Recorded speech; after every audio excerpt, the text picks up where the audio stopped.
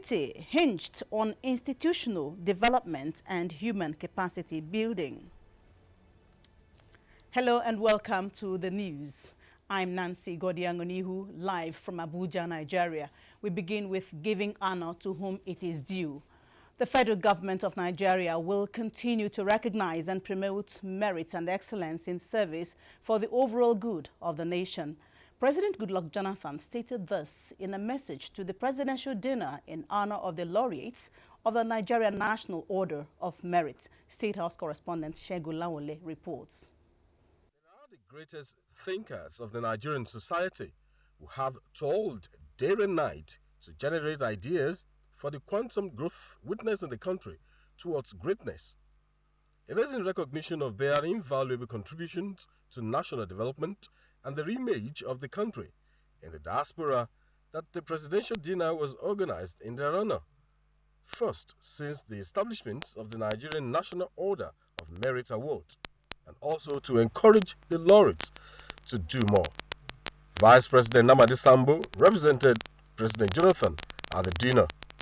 Your long-standing request for a policy working group and the need for the proper establishment of the endowment fund as stipulated in the NNMA Act will receive my attention.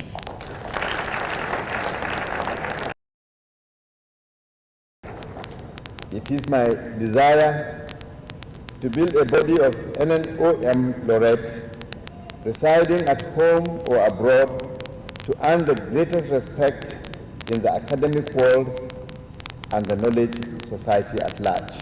Since established in 1979, a total of 71 eminent scholars in various fields of endeavor have won the prestigious Order of Merit Award, with Professor Niyo Shudari the latest award winner. From the banquet hall of the Presidential Villa, Abuja, Segun Lawole, NTA News. In the same vein, the immediate past Chief Justice of Nigeria, Aloma Mukhtar, has been described as a role model whose achievements will continue to serve as a reference point for the Nigerian women who aspire to break all barriers to career development. Nigeria's First Lady, Dame Patience Jonathan, speaking at a dinner in honor of the retired Chief Justice, believes that Nigerian women can no longer be relegated to the background. The State House correspondent Makuta Macham reports. The tenure of Justice Aloma Mariam Mukhtar, the first female Chief Justice of Nigeria, stands her out among Nigerian women who have broken barriers standing against women in different professions. Having ended her tenure successfully, the Northern Women Progressive Initiative put together a dinner in her honor.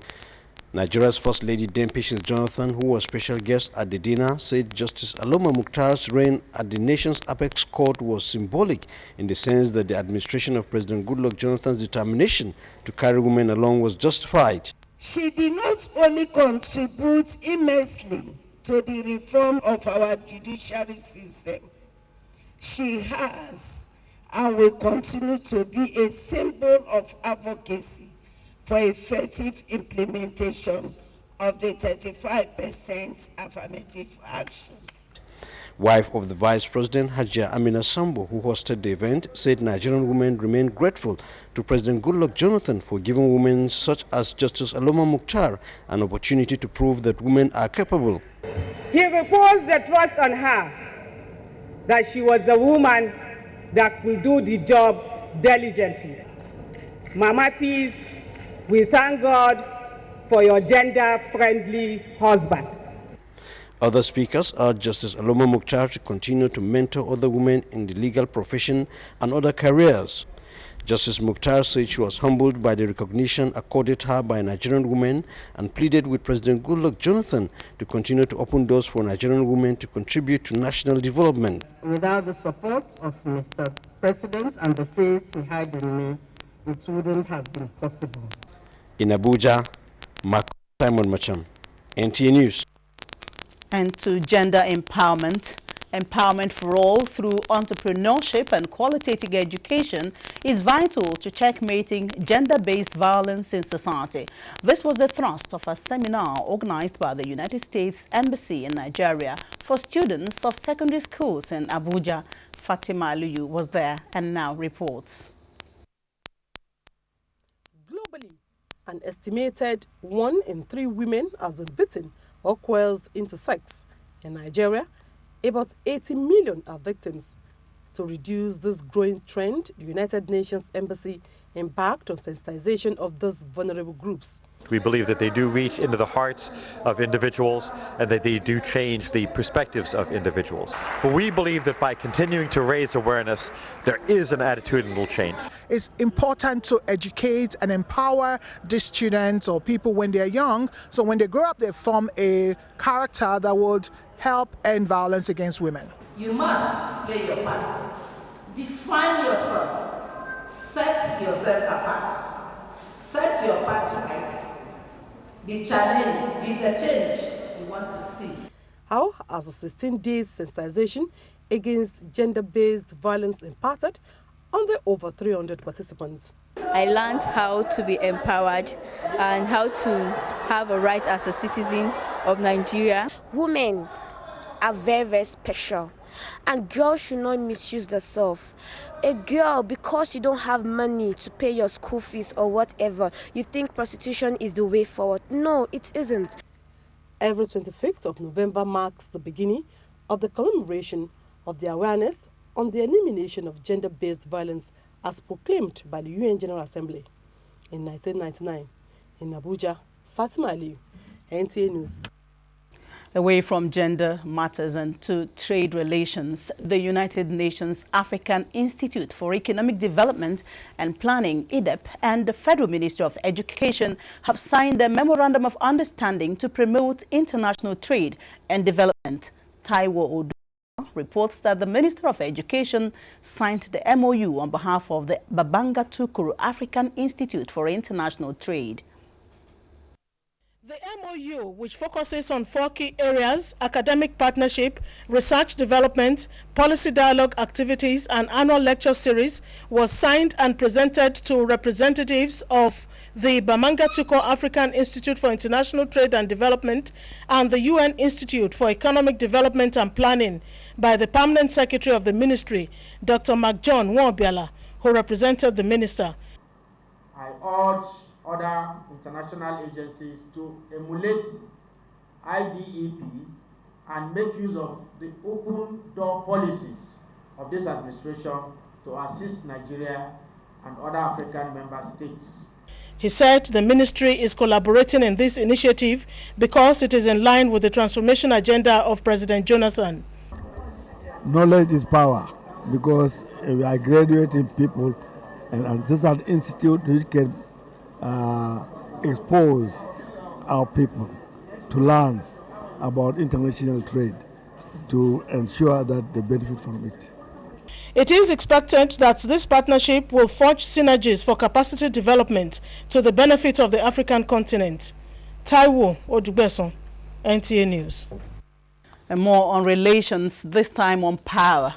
Impressed with the achievements recorded so far in the Nigerian power sector after the privatization, the German government has earmarked $200 million to support the sector in form of green credit line. The offer was made at a binational commission's meeting in Abuja. Mia Ogidi reports.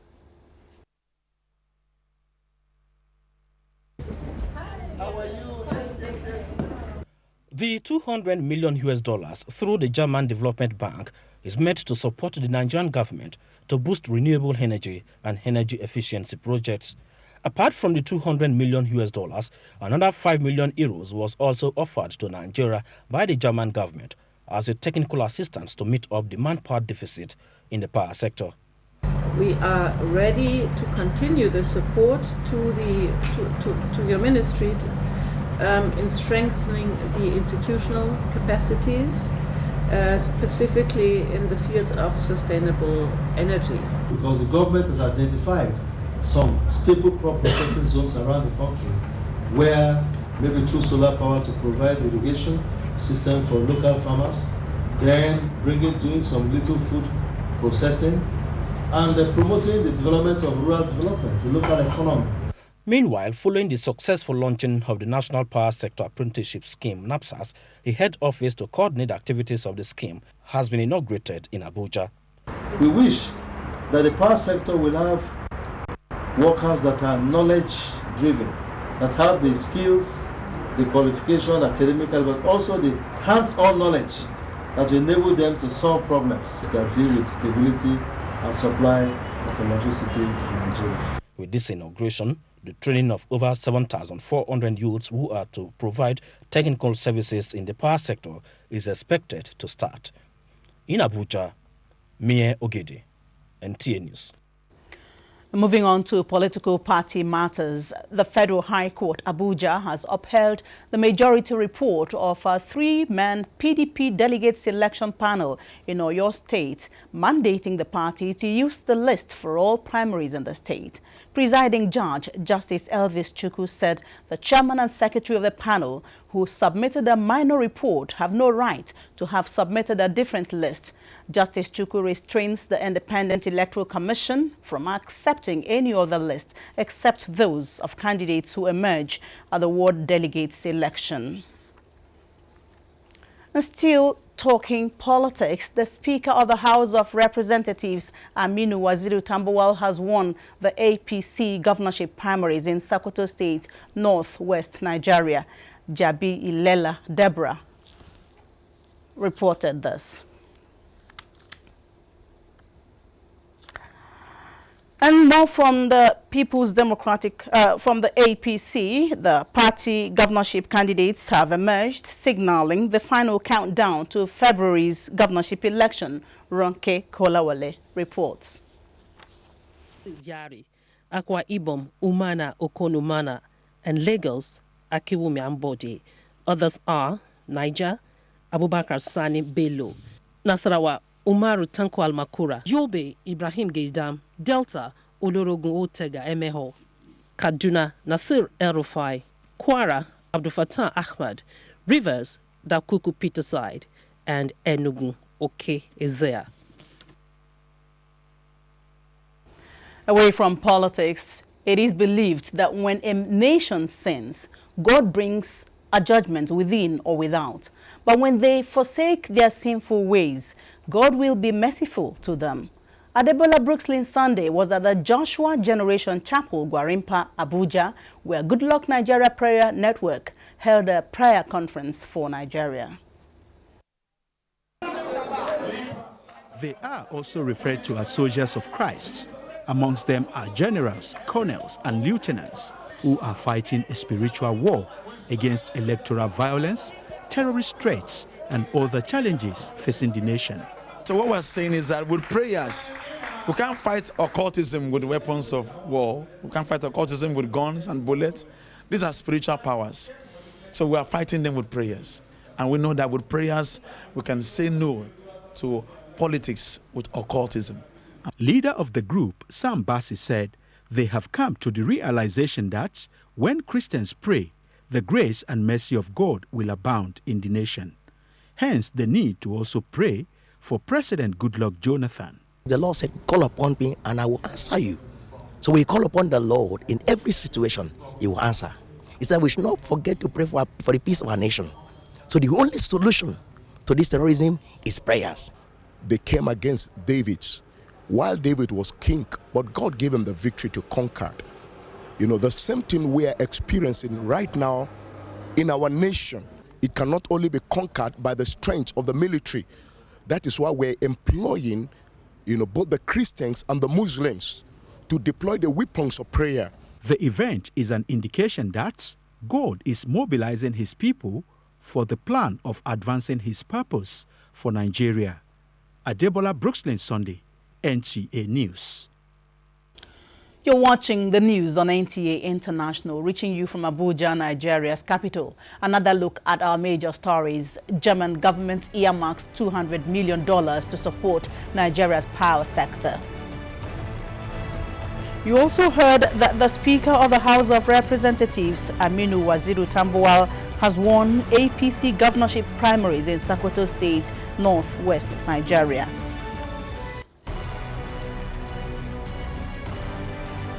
And still to come, productivity hinged on institutional development and human capacity building.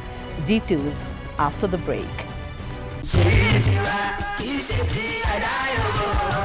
Mount About 50 years ago, a child was born in the Ajah district of Ibadan land, named Oluwaseyi Abiodun Makinde. This child is divinely endowed with philanthropy and kindness to the extent that he cannot bear to see people suffer around him. He has therefore taken it upon himself to touch lives and make impact with various philanthropic gestures, scholarship to indigent students, empowerment, widowhood supports, and countless others. He has been doing a lot of things, despite that he's not in government.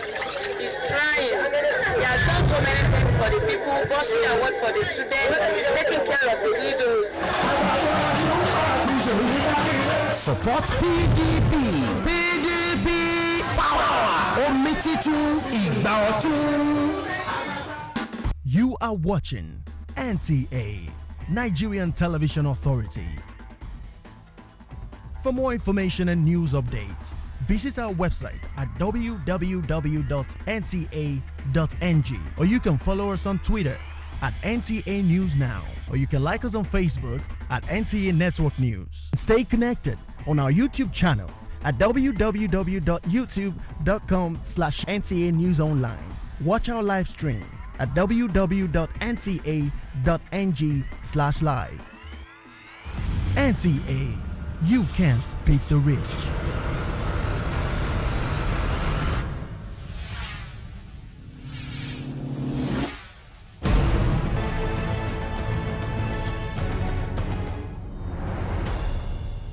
Glad to know you're still there. Now, welcome to some agric news. Soil degradation, infertility, erosion, coupled with other environmental abuses, remain a challenge for agricultural activities, thereby reducing the yield of crops per hectare.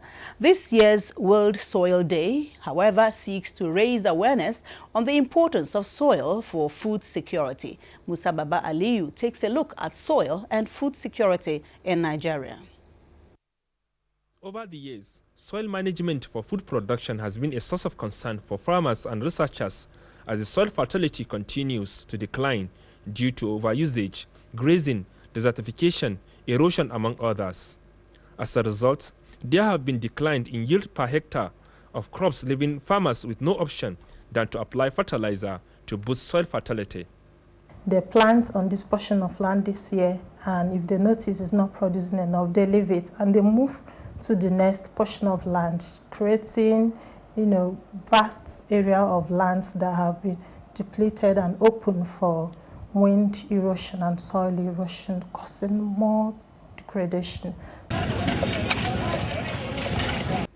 Mining and construction are also part of the challenges affecting the environment, hence the need for proper system and reclaiming of lost land. Because when you have flood or we have too much runoff water, it will wash away most of the nutrients. So when you have that one, that means most of those nutrients that are supposed to be available for the crops in the soil are already washed off, or they are washed away towards where the root of the plants cannot. The 2015 International Day of Soil aims to be a platform for raising awareness on the importance of soil for food production and essential ecosystem functions all year round. In Abuja, Musa Baba Aliyu, NTA News.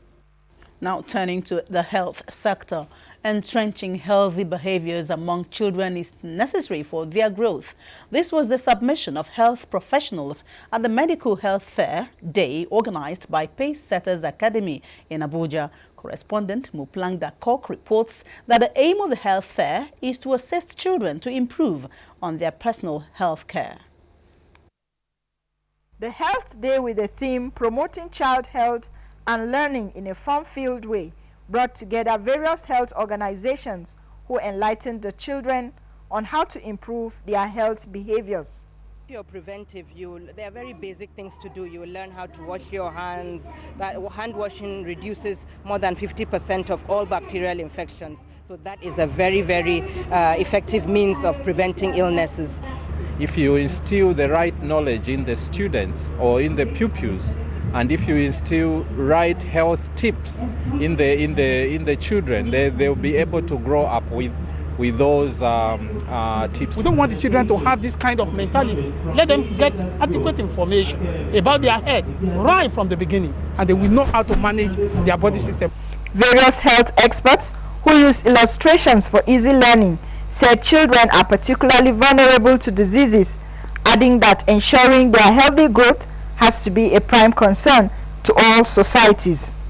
The health fair featured tips on hand washing and teeth brushing, as well as eye and dental checks, among others. Moplan Bakok, NTA News. In another development, institutional development and human capacity building are yardsticks for productivity in an organization. These were echoed at the end of the training of senior operatives of the Nigeria Immigration Service on immigration process, audit and intelligence reporting in Abuja. Oyeyemi Ajayi has the details. One thing is sure about the participants in this room. They are all living here well informed and reorientated on how best they can be effective on their statutory responsibility, especially on effective communication. Effective communication, bottom line upfront bluff, ICT in immigration process and process automation, accurate, brief and clear language, including peer editing, were some of the talk heads resource persons at the training dwelt on. Every organization, every individual, even family has to audit their processes. What we expect after this audit of the immigration service process is to automate it. It's all about how information should be passed out from one department, from one person to the other, and how well it should be carried out. Participants confirmed that new ideas gained at the training will really go a long way to boost performance at their workplace. Going to affect the border patrol corps in particular and the service in general. It is intended that at the end of the training, when we go back, our subordinates should learn from what we have learned. On the old training, authorities say will improve the operations of the Nigerian Immigration Service as well as enhance the level of service delivery in the country. In Abuja, Oyeyemi Ajayi, NTA News. President Goodluck Jonathan has approved the appointment of Dr. Peter Ezenwa Ebendu as the new Controller General of the Nigeria Prisons Service. Dr. Ebendu hails from Ibeku, Okwado, in Mbise local government area of Imo State. Before his appointment, he was the Deputy Controller General, Administration and the prison's headquarters. The new Controller General of Prisons holds a doctorate degree in education from the University of Nigeria, Nsukka. As the Mining Investment Conference and exhibition entered the second day, Nigeria's representative Minister of Mines and Steel Development, Musa Mohammed Sada, took his turn to address delegates, assuring them that returns by President Jonathan's administration in the private investment drive sector are legal and not discretionary. Bilkisu Abdulrazak Oduoye reports. Chile, Albania and Nigeria are some of the countries on this second day of the conference to speak on opportunities their countries have to offer miners and investors. For Nigeria's representative, Minister of Mines and Steel Development, Musa Mohammed Sada, Nigeria towers above many others because what investors seek to get a return on their investment are already in place in the country. In doing a mining project, any equipment with mining or bringing into the country is a duty-free situation. You have tax already based on what project you're doing, transferability of funds, competitive tax rate, 100% ownership of business. One of the challenges bemoaned by investors and miners alike is lack of infrastructure in some of the countries where they operate. But Musa Mohammed Sada assured the delegates that President Goodluck Ebele Jonathan's administration is working hard to ensure that all states have good roads, while the rail system refurbished connects the mineralized corridors. So the process of getting there is taking into consideration all those requirements that a good mining project. A South South African delegate Jonathan Moore, managing director of a mining company in Durban, South Africa, describes Nigeria's mining prospects as phenomenal. So we're quite excited about it. I think the prospects that you guys have in the country are phenomenal, and great opportunities for investors the world around. Stability of gold, its lack of limitation as a collateral as against money, Frank Holmes, an American investor, says makes the mining of it the #1 choice. From Islington, London, Bilkisu Abdurazak Uduoye, NTA News. Now sports. Coach Samson Siasia says invited foreign-based players will enhance team's shape at the Under-23 camp in Abuja as Team Lagos emerges winners of 2014 National Deaf Games. Correspondent Ayodeji Makinde has more on Sports Update.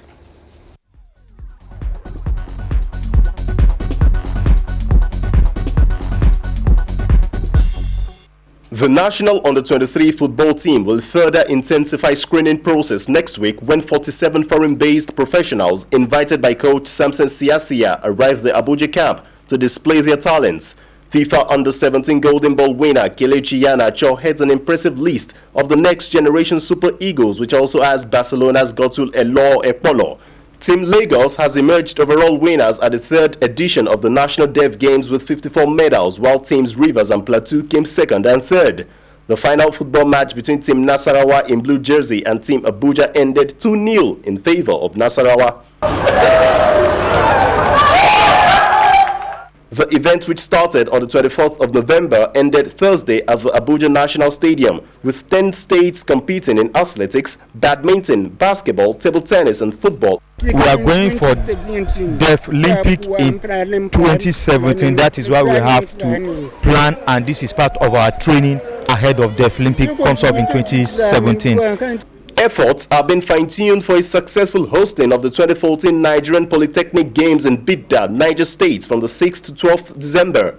37 polytechnics across the country will compete in 20 track and field events as organizers assure on venue completion before the commencement of the games, the first of its kind in the town.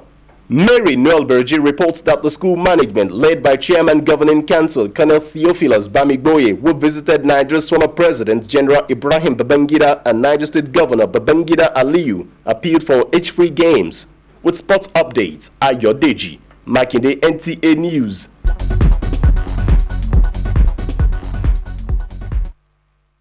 And that sports package wraps up the news. Thank you for watching.